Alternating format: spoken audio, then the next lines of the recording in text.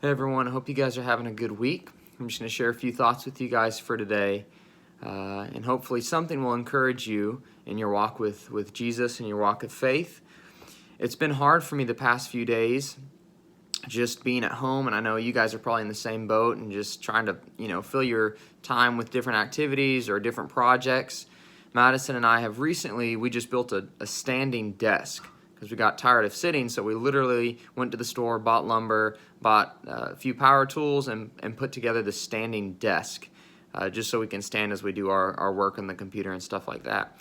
But as we went to the store, I see lots of other people buying stuff so they can work in their yard or, do a house project, something like that, because people are getting so sick of just being inside. They want to do something outside, but we're still trying to follow the social distancing rules and all that.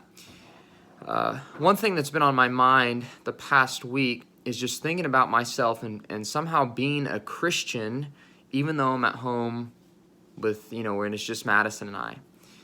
Typically, we can judge ourselves and how Christian we are when we're around other people, when we interact with other people. We think of the fruits of the Spirit and how those kind of relate to us in our interactions with other people. Being patient. You're typically patient, have to be patient with other people. You have to be loving to other people. You have to show kindness to other people. And so I can easily judge myself sometimes, or think that I'm somehow was a good Christian that day or this day or whatever, when I interact with people, when I view what I've done and how I've interacted with other people. So I've wondered to myself, how can I be, become a better Christian, a stronger Christian, a stronger follower of Jesus here when I'm not really around anyone else?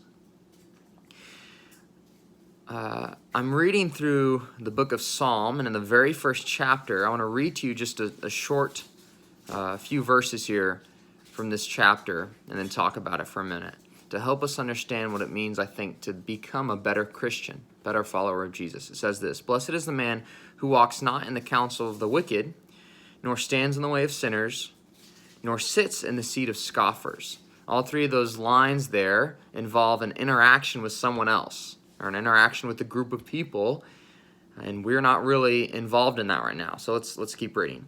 Verse 2 says, "But his delight is in the law of the Lord, and on his law he meditates day and night. He is like a tree planted by streams of water that yields fruit in its season, and its leaf does not wither. In all that he does, he prospers." So yes, at the beginning of this chapter, he talks about his interaction with other people. He's going to avoid situations that are going to get him into trouble. But what does it take for us when we go out into the world and we interact with people? What does it take for us to become people of righteousness and followers of Jesus? So when we encounter those situations, we know what to do. Well, verse 2, he says that he delights in the law of the Lord, and on his law he meditates day and night.